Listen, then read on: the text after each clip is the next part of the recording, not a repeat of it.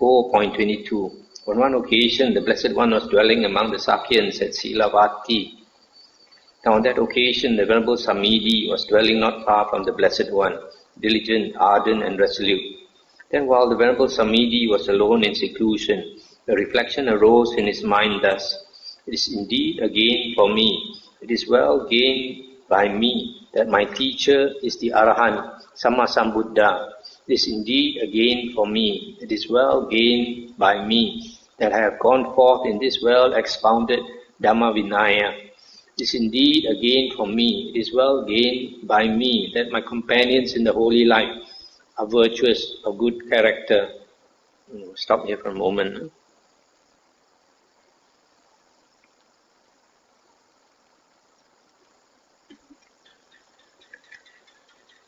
So here we see the Venerable Samidi, he realized that he was so lucky to have such a good teacher, Sammasambuddha for his teacher, and his the Dhamma Vinaya of the Buddha is so good, and the Sangha, the companions in the holy life, are so virtuous. So he was very, very happy. Then Mara, the evil one, having known with his own mind the reflection in the mind of the Venerable Samidi, approached him, and not far from him made a loud noise, frightful and terrifying, as though the earth was splitting open. Then the Venerable Samidi approached the Blessed One, paid homage to him, sat down to one side and reported what had happened. The Blessed One said, "That was not the earth splitting open, Samidi. That was Mara, the evil one, who had come in order to confound you. Go back, Samidi, and dwell diligent, ardent and resolute." One moment. Maybe this Venerable Samidi was not yet an Arahant, but he was practicing very hard to become enlightened. So maybe Mara came to disturb him, frighten him to stop his practice. "Yes, Venerable Sir," the Venerable Samidi replied. Then he rose from his seat, paid homage to the Blessed One, and departed, keeping him on the right.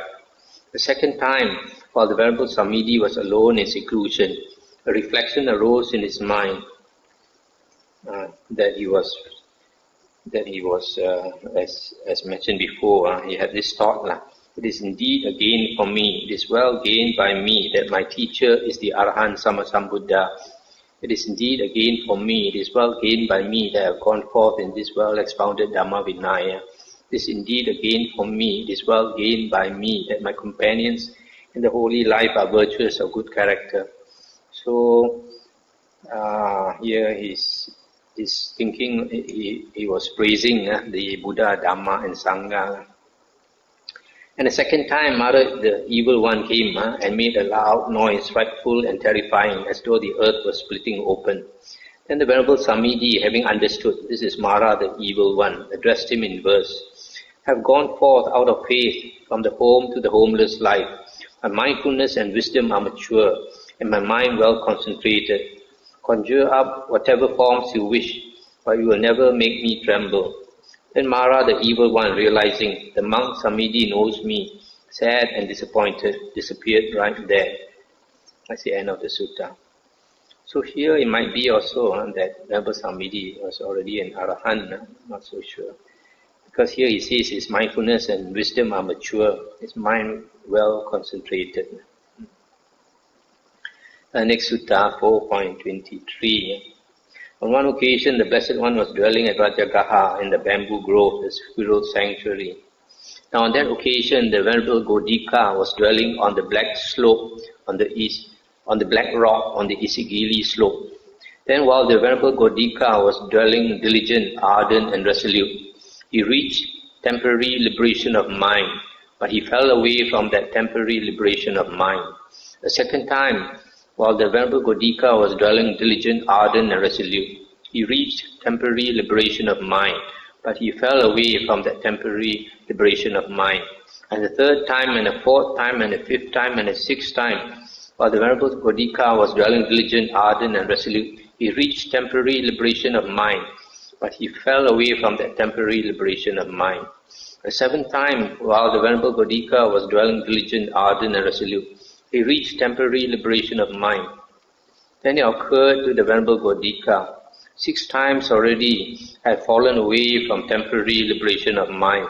Let me use the knife. Then Mara, the evil one, having known with his own mind the reflection in the Venerable Godika's mind, approached the Blessed One and addressed him with these verses.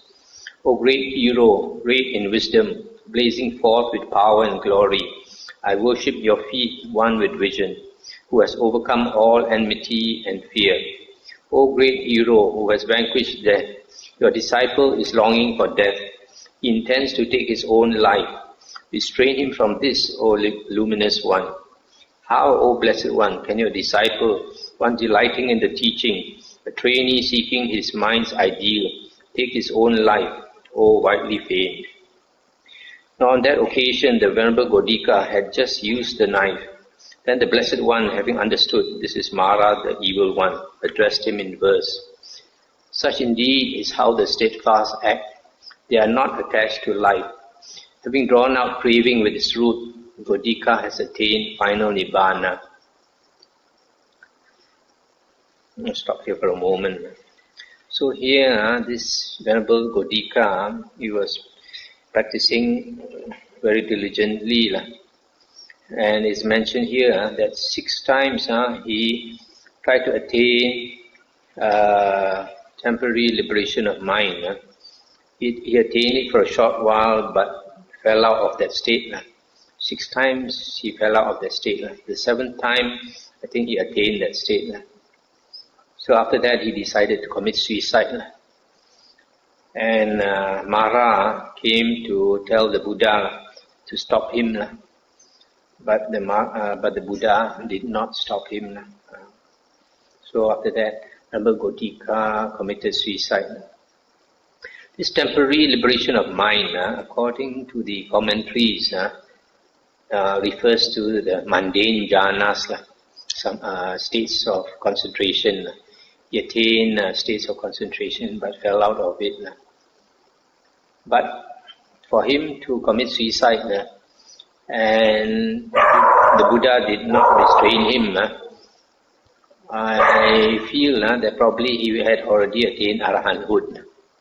So if he had already attained arahanthood, then it could be that the temporary liberation of mind is the cessation of perception and feeling. The cessation of perception and feeling also means the cessation of consciousness, a state of parinibbana, when an arahant passes away, it is a state where all the consciousness ceases, the 6 consciousness. So, because probably his body was sick, he was not well, he could attain it for a while, but because he was not strong, he fell out of the state. So, there are a few instances of this in the suttas and the Vinaya, where sometimes the monk is very sick and he decides to commit suicide. And the Buddha knows that he is an arahant. The Buddha does not restrain him from committing suicide because he has finished his work. And as the Buddha says here, that they are not attached to life. Such indeed is how the steadfast act. They are not attached to life. Then the Blessed One addressed the monks thus, "Come monks, let us go to the black rock on the Isigili slope, where the clansman Godika has used the knife." "Yes, Venerable Sir," those monks replied. Then the Blessed One, together with a number of monks, went to the black rock on the Isigili slope. The Blessed One saw in the distance the Venerable Godika lying on the bed with his shoulder turned. On that occasion, a cloud of smoke, a swirl of darkness, was moving to the east, then to the west, to the north, to the south, upwards, downwards, into the intermediate quarters. The Blessed One then addressed the monks thus, "Do you see, monks, that cloud of smoke, that swirl of darkness, moving to the east, then to the west, to the north, to the south, upwards, downwards, and to the intermediate quarters?" "Yes, Venerable Sir," they replied. "That, monks, is Mara the evil one, searching for the consciousness of the clansman Godika, wondering, where now has the consciousness of the clansman Godika been established? However, monks, With consciousness unestablished, the clansman Godika has attained final Nibbana. Then Mara, the evil one, taking a lute of yellow vilva wood, approached the Blessed One and addressed him in verse. Above, below and across, in the four quarters and in between, I have been searching but do not find where Godika has gone. And the Buddha said, that steadfast man was resolute, a meditator always rejoicing in meditation, applying himself day and night without attachment even to life, having conquered the army of death, not returning to renewed existence, having drawn out craving with its root, Godika has attained final Nibbana.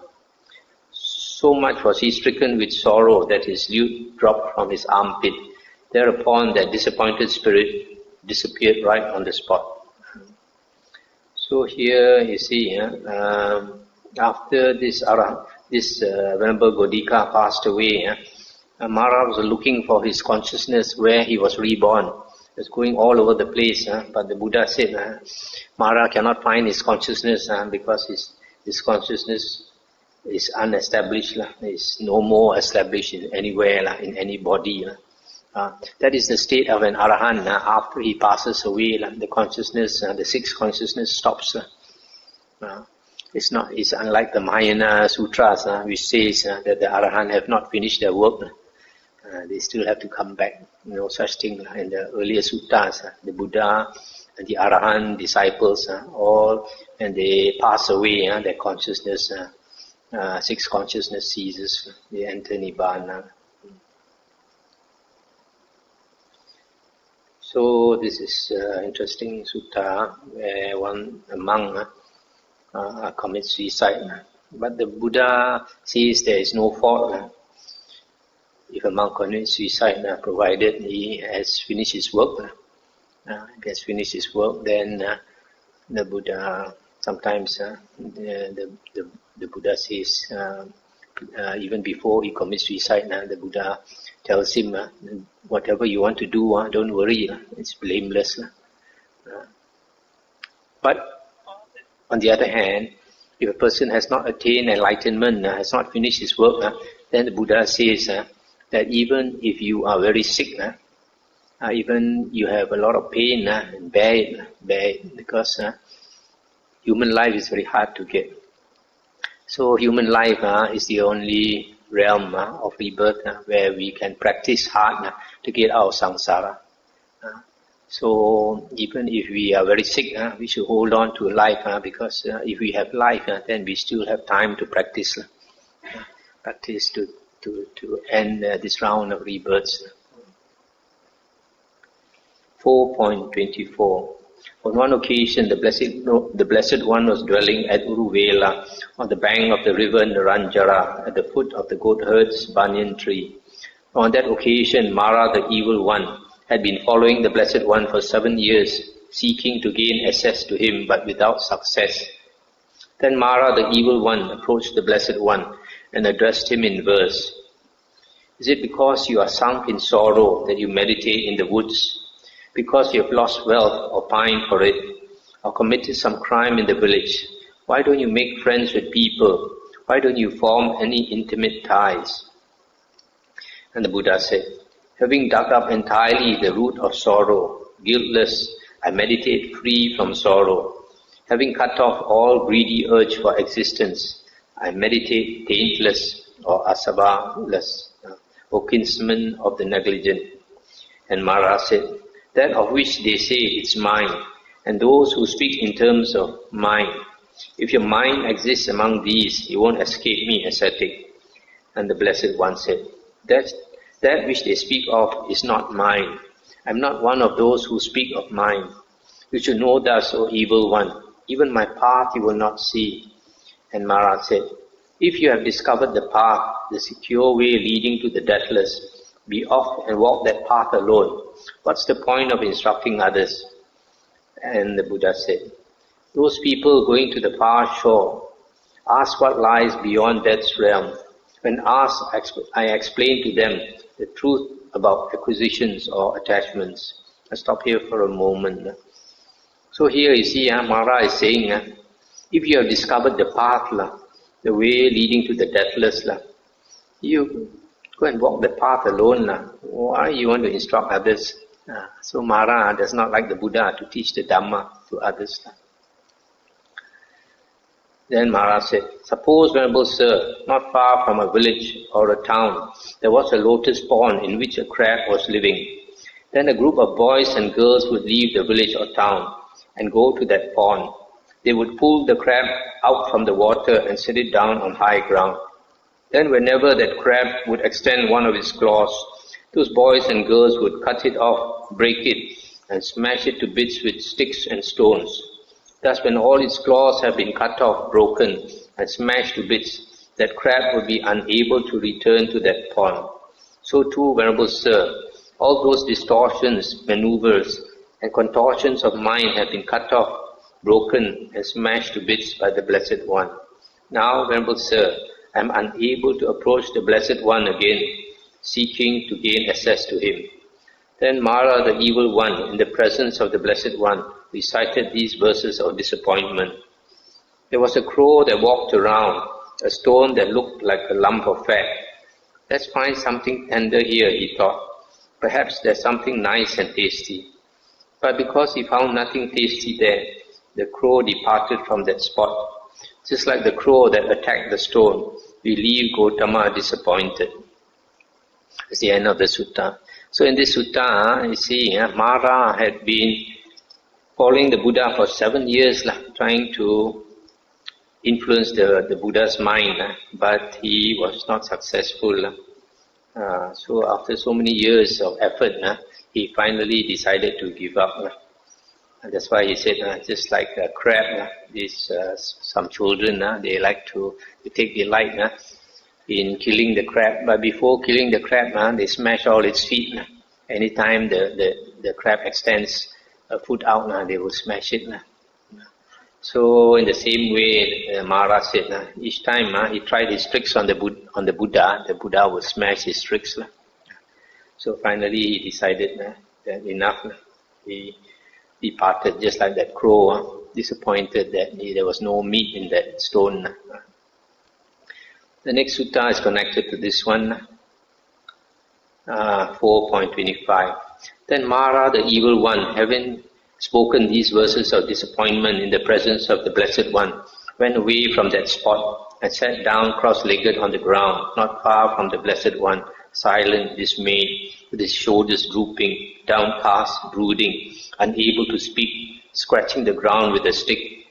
Then Mara's daughters, Tanha, Arati, and Raga, approached Mara, the evil one, and addressed him in verse. Why are you despondent, father? Who's the man for whom you grieve? You will catch him with the snare of lust, as they catch the forest elephant. You will bind him tightly and bring him back, and he will be under your control. Let's stop here for a moment. These 3 daughters of Mara, because they come from the 6th heaven, the highest heaven in the sensual desire realm, they must be very beautiful. So they told the father Mara that if you can't catch the man, we will catch him for you, using lust. Make him have sensual desire, then we can catch him. And the Buddha said, the Arahant, the fortunate one in the world, is not easily drawn by means of lust. He has gone beyond Mara's realm. Therefore, I sorrow so bitterly. So Mara is saying that he is very bitter. He tried all ways to trick the Buddha, but was not successful. Then Mara's daughters, Tanha, Arati, and Raga, approached the Blessed One and said to him, we serve at your feet, ascetic. But the Blessed One paid no attention, as he was liberated in the unsurpassed extinction of acquisitions or extinction of attachments. Then Mara's daughters, Tanha, Arati, and Raga, went off to the side and took counsel and discussed. Men's stays are diverse. Suppose we each manifest ourselves in the form of 100 maidens. Then Mara's 3 daughters, each manifesting herself in the form of 100 maidens, approached the Blessed One and said to him, we serve at your feet, ascetic. But the Blessed One paid no attention, as he was liberated in the unsurpassed extinction of acquisitions or extinction of attachments. I'll stop here for a while. So here Mara's three daughters, they tried to tempt the Buddha, but the Buddha did not even bother to look at them, not interested. Then they decided, after discussing, that each one of them will transform into 100 young girls, all of different looks. So want to tempt the Buddha. So when they manifested in this way, again the Buddha did not bother to look at them, not interested at all. An ordinary person is, as we say, tak boleh tahan, cannot bear it, all these beautiful girls. Then Mara's daughters went off to the side and again took counsel. Men's tastes are diverse. Suppose we each manifest ourselves in the form of 100 women who have never given birth. Then Mara's three daughters, each manifesting herself in the form of 100 women who have never given birth. And then later in the form of 100 women who have given birth once. And later in the form of 100 women who have given birth twice. And later in the form of 100 women of middle age. And later in the form of 100 old women, approached the Blessed One and said to him, "We serve at your feet, ascetic." But the Blessed One paid no attention as he was liberated in the unsurpassed extinction of acquisitions or extinction of attachments. I'll stop here for a moment. So these Mara's three daughters, after manifesting themselves as young girls, before that the Buddha was not interested, then they thought maybe he prefers older women. So they start to transform themselves in different shapes. Some are slightly older, and some later has given birth once, and later given birth twice, middle age, old age, all forms. Also the Buddha was not interested. Then Mara's daughters, Tanha, Arati and Raga, went off to the side and said, "What our father said is true. The Arahant, the fortunate one in the world." They repeated what Mara said. If we had assailed with such tactics any ascetic or brahmana, a holy man, who was not devoid of lust, either his heart would have burst, or he would have vomited hot blood from his mouth, or he would have gone mad, or become mentally deranged, or else he would have dried up and withered away and become shriveled, just as a green reed that has been mowed down and dry up and wither away and become shriveled. Stop here for a moment. So here, they said, if any other person who is not devoid of lust, who still has lust, if we tempt him in this way, his heart would have burst, or he would have vomited blood, or he would have become mad, etc. Then Mara's daughters, Tanha, Arati and Raga, approached the Blessed One and stood to one side. Standing to one side, Mara's daughter, Tanha, addressed the Blessed One in verse. Is it because you are sunk in sorrow that you meditate in the woods? Because you have lost wealth or pined for it, or committed some crime in the village? Why don't you make friends with people? Why don't you form any intimate ties? And the Buddha said, having conquered the army of the pleasant and agreeable, meditating alone, I discovered bliss. The attainment of the goal, the peace of the heart. Therefore, I don't make friends with people, nor will I form any intimate ties.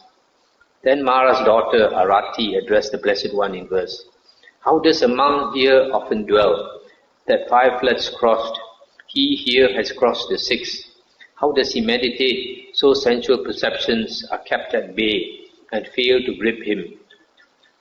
And the Buddha said, tranquil in body, in mind well liberated, not generating, mindful, homeless, knowing Dhamma, meditating thought-free, he does not erupt or drift or stiffen. When a monk here often dwells thus, with 5 floods crossed, he here has crossed the 6th. When he meditates thus, sensual perceptions are kept at bay and fail to grip him. Then Mara's daughter Raga addressed the Blessed One in verse. He has cut off craving, faring with his group and order, Surely many other beings will cross. Alas, this homeless one will snatch many people and lead them away beyond the king of death. And the Buddha said, truly the Tathagatas, the great heroes, lead by means of the true Dhamma. When they are leading by means of the Dhamma, what envy can there be in those who understand? Then Mara's daughters, Tanha, Arati and Raga, approached the evil one. Mara saw them coming in the distance and addressed them in verses. Fools, you try to batter a mountain with the stalks of lotus flowers, or to dig up a mountain with your nails, or to chew iron with your teeth.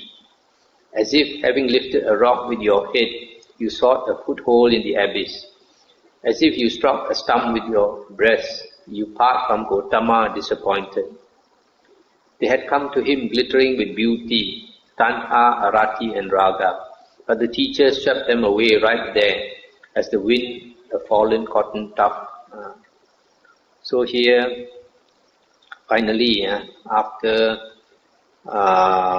they failed to tempt the Buddha, then the three daughters of Mara asked him, the first one asked him, why do you live alone? Why don't you make friends with people? And the Buddha says, he has attained the bliss of liberation. There's no need to make friends with people. Another daughter asked him how to cross the floods. That means to go over to the other shore to be liberated. And the Buddha says, mindful, homeless, meditating thought-free. To meditate thought-free means to attain the state where thoughts stop, and that is the second jhana and above. The mind is so concentrated and thoughts cannot arise. And then sensual perceptions are kept at bay and cannot grip that meditator. Then the third one said that such a enlightened person like the Buddha will snatch many people away from the king of death. The king of death is can be said to be Mara. So the Buddha said, it's true, the Tathagatas lead by the Dhamma, lead people over to the other shore. But why should we be jealous? So when the three daughters went back to Mara, then the Mara scolded them. You try to influence the Buddha. It's like trying to batter a mountain with lotus flowers, or to chew iron with your teeth. So they were all disappointed. The Buddha and the Arahants, their mind is so steadfast, they cannot be influenced in this way.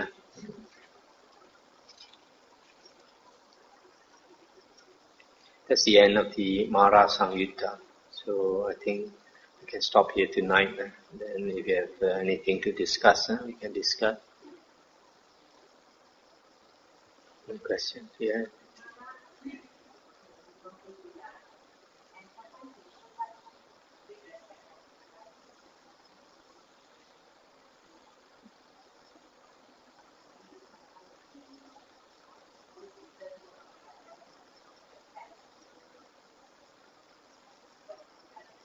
Yes, contradictory that the Mara can tempt the Buddha and other times show respect.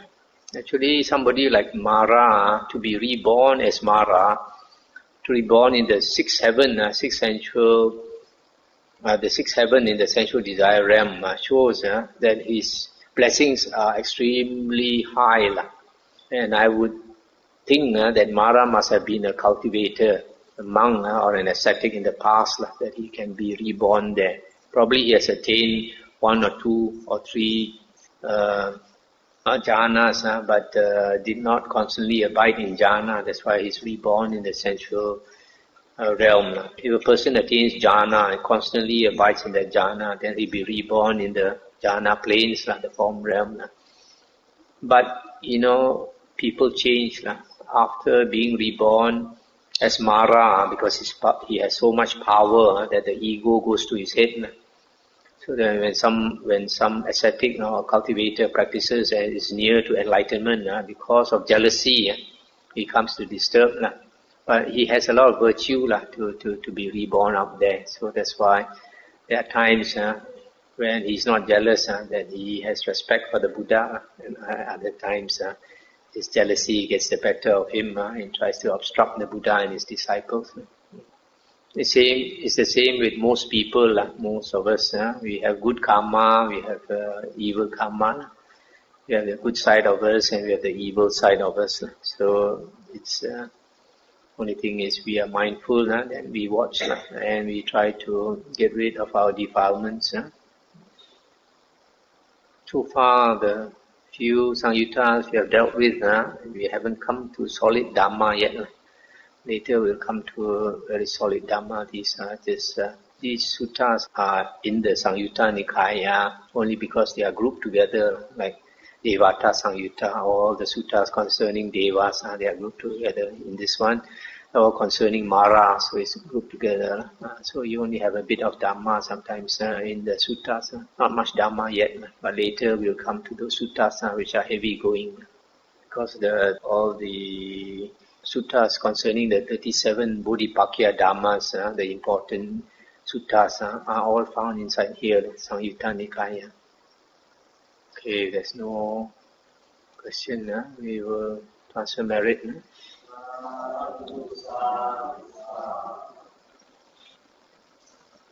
Okay, I just want to say one last thing here, because we are on this Mara Sangyutta, that quite often we are actually influenced by Mara. Not necessarily the Mara that comes from the sixth heaven in the sensual desire realm, but the Mara inside us. Mara of greed, hatred and delusion very often influences our mind. Especially if our meditation is not good, we don't meditate often, our 5 hindrances are very strong. Sensual desire, anger, sloth and torpor, making us lazy, and restlessness, making us always restless, and doubt. So these 5 maras inside us are a great hindrance. And when they influence our mind, either we do unwholesome karma or we fail to do wholesome karma. What we should do, we don't do. What we should not do, we do. For example, indulging in sensual pleasures which are wrong, adultery and all that, or getting angry when we should not get angry, having a big temper, and because when we are angry, we do the wrong things, we say the wrong things, etc. And then sloth and torpor making us lazy, wasting our life instead of leading our life fruitfully. The Buddha says diligence, energetic effort is something that we should cultivate to obtain happiness in this lifetime and to obtain happiness in the next future lifetimes. But because of sloth and torpor, we are lazy. We don't put in effort where we should put in effort. And then restlessness. Instead of being tranquil, we are restless. And because of restlessness, we use our energy in the wrong ways. And then doubt. So there are still others, for example, wanting to indulge in sights, wanting to see beautiful forms, wanting to go touring, wasting our time, going touring here, touring there, overseas, going for holidays, enjoying, or want to indulge in nice sounds. Some people like to hear good music, spend a lot of their energy indulging in good music. Or some people want to indulge in taste, want to eat good food, indulging in food so much that they sometimes their body becomes unhealthy because they are overweight and all these things. So all these amara tempting us, influencing our mind. As I mentioned just now, don't put the blame on all those factors. You have a free mind. You have volition, free will to exercise. And if we don't use our free will the right way, then later we have to pay for it. As I read somewhere before, that in life, life is like a credit card. You enjoy, and pay later with tears. And we have to suffer. So don't put the blame elsewhere. Always remember, however much Mara tempts us in whatever way, the choice is up to us. If you use your wisdom factor more, then do what you should do, and don't do what you will regret later. So the Dhamma is our guide. We take the advice given to us by the Buddha and practice the right way. Lead our life skillfully instead of unskillfully. A lot of people lead their lives unskillfully, and at the end of the life, they regret so many things they should have done, they did not do. So many things they should not have done, they did. So we live by the Dhamma, we will never regret. And always remember, energetic effort, the Buddha says, will benefit you this life and future lifetimes. So always remember, don't put the blame on Mara or on anyone else. We have our own free will. That's all I want to say.